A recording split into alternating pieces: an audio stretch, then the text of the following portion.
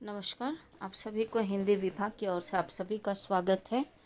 आज हम सू की ढाली का तीसरा वाला दृश्य प्रारंभ कर हैं। तो इसका अगला वाला भाग आपके लिए प्रस्तुत है। यहाँ पर पिछली वाली यानी पहली वाली कक्षा में आपको बताया गया जिस तरह से बेला के लिए मंजली भाभी और छोटी भाभी जिस तरह से वो कहते हैं कि आप पढ़ी लिखी हो, आपका समय नष्ट नहीं करना चाहिए, हमें बहुत सा काम है, तो हमें संध्या हो रही है, हमें काम करना चाहिए करके वो जिस तरह से उदाहरण के लिए जैसे मक्खन बनाना या फिर मिर्चियों को कूटना, इस तरह की बातें कर कर वो चलती हैं। और फिर कहते हैं कि बेला को अगर आपके पास यानी जो हमारे तरफ से आपसे क्षमा मांगते हैं क्योंकि रजवा हमारी पुरानी नौकरानी है और दादाजी इसके हक़ में हैं। और फिर वो कहते हैं उसकी बहू को आपके पास का यानी आपका काम करने के लिए भेज देंगे। पर यहाँ पर अगला वाला भाग, मंजली भाभी हम तुम्हारे हर्ज ना करेंगे, बेला और भी चढ़कर मेरे कुछ हर्ज नहीं होता।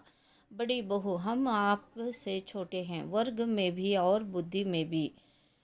बेला रुआसी आवाज़ में, आप मुझे क्यों कांटों में घसीटते हैं? आप मेरे साथ क्यों परायों का सा व्यवहार करते हैं?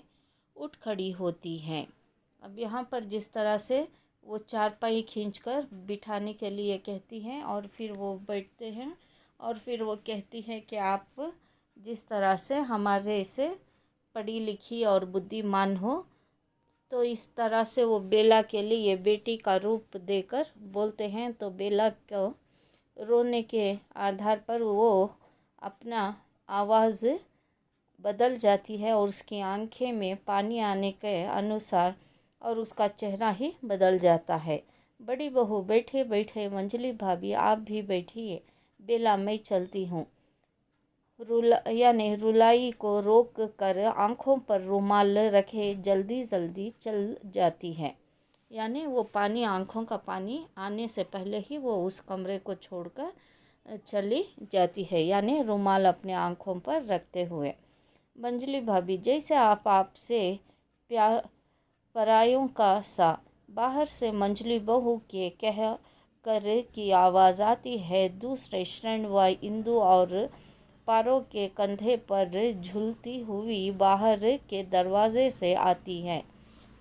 इंदु सच? मंजली बहू हंसी रोक कर, और क्यों, मैं झूठ कह रही हूँ। मैं अपनी इन दो आँखों से देख हंसती है।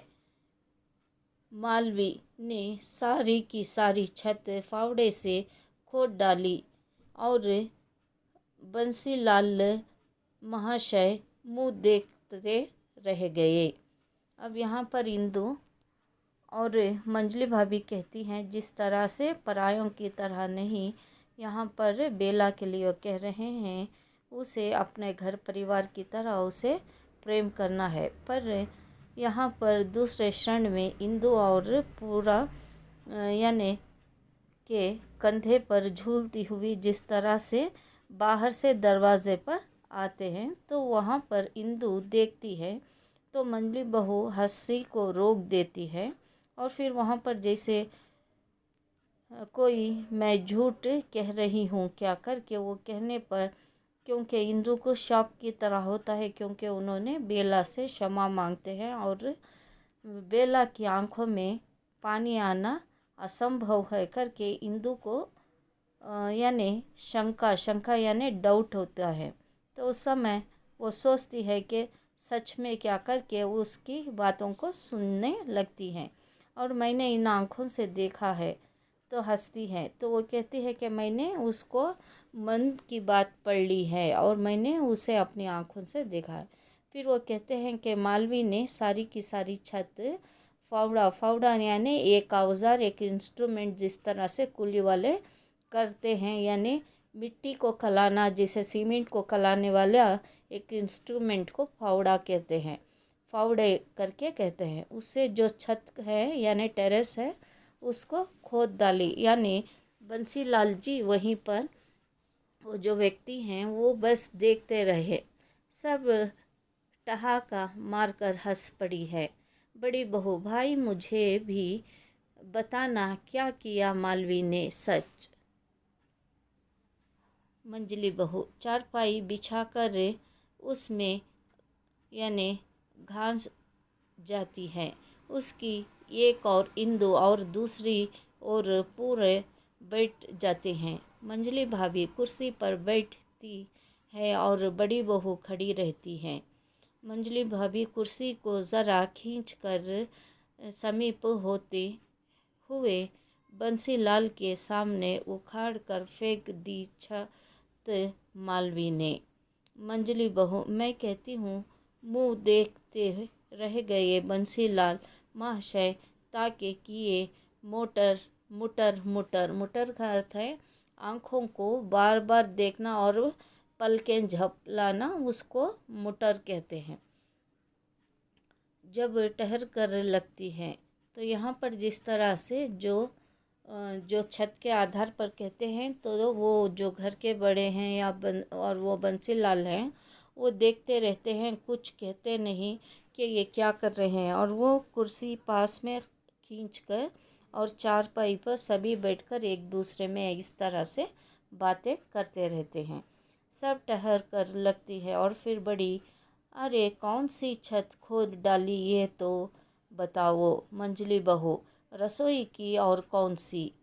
अभी तो घंटे भी नहीं हुआ कि राज मजदूर छत डालकर गए थे और बंसीलाल कारीगरों और मजदूरों से निपट कर अभी दुकान को गया था कि आ गई उधर से मालवी, यानी मरोमर करती। मरोमर का अर्थ है मारा तोड़ी यानी झगड़ा। जाने किसने उसे जाकर बताया कि तुम्हारे दीवार ने अपनी रसोई पर छत डाली है, लेके फावड़ा बस सारी की सारी छत उसने खोद डाली। बंसीलाल तब पूछ, जब अंतम ईंट भी उखाड़ चुकी थी, जब क्या बस ताके किए मटर मटर। यहाँ पर जिस तरह से मालवी करके है उसको कहते हैं कि तुम्हारी छत पर बंसीलाल ने यानी आपकी रसोई के आधार पर वहाँ पर उन्होंने बुलाकर कुछ कार्रवाई की है, यानी मज़दूरों से जिस तरह से आपकी दीवार पर उन्होंने अपनी ईंट रख दी है, तो उसको मालवी को क्रोध आने के बाद वो सारी की सारी छत फावड़े से यानी उखाड़ देती है यानी फोड़ देती है। मंजली भाभी को छोड़कर सब हंसती है। मंजली भाभी, पर बंसीलाल का लड़का? मंजली बहू, गली में के सिर पर खड़ा खाम तोड़ रहा है। सिरे का अर्थ है जो एक तरफ टर्न होने वाली जगह है और दूसरा क्या कहते हैं, जैसा एक सर्कल आने वाली जगह को भी सिरे कहते हैं। जहाँ पर एक कोने से दूसरा वाला कोना दिखता है उसे सिरा कहते हैं। इंदु, खाम ठोक रहा है। मंजली बहू, कह लगाती है, सच खाम ठोक रहा है और हवा ही में ललकार रहा है कि मैं डीओडी की छत खोद डालूँगा, मैं मकान को खड़क खार बना दूँगा। खड़ा का अर्थ है खंडेर का रूप। मैं यह कर दूँगा। और इधर मालवी कमर कसे खड़ी है कि आए जो माई का लाल है, रखे पाँव घर के भीतर। अभी यहाँ पर एक व्यक्ति जिस तरह से यानी जिस तरह से एक छत फोड़ रही है तो दूसरा जाकर वहाँ पर खाम ठोक रहा है, फिर खाम उखाड़ रहा है, फिर तरह से उसको हिला रहा है, कह रहा है कि उसका घर खंडेर के रूप में परिवर्तन हो जाएगा करके इस तरह से झगड़ा हो रहा है। रखे पाँव घर के भीतर, तो अगर कोई मेरे घर की तरफ भी नज़र करे तो उनके घर पूरा खंडेर के रूप में परिवर्तन कर देने का भी वो कुछ कह रहा है। यानी इस तरह सी बातें कह रहा है। सब हंसती हैं पर इंदु उंगली होठों पर रख कर शश भाभी आ रही है।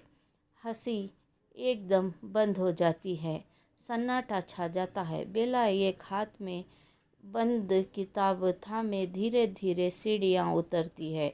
बेला, क्यों जीजी आप चुप हो गई?